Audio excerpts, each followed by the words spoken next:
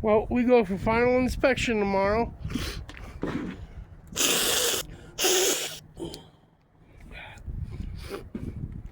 So, I had the fifth wheel finished getting welded for the cat plate.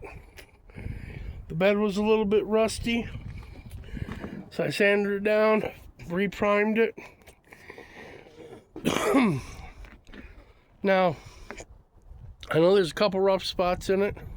I mean, I was using shake and bake, so, but it don't matter because I just want to put a primer coat on it. I want to protect the bed because the liner is going back in there. I just took the liner out so I could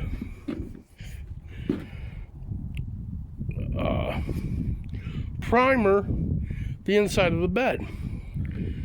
So tomorrow afternoon I should say, before I go for my final inspection, I'll throw the liner back in there and she'll all look all nice and sexy and sweet and good. And I'll go get my inspection. So we are physically 100% done, except for putting that liner back in the bed.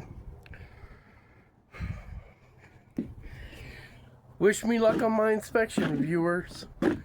I busted my ass all month to pass everything they can throw at me.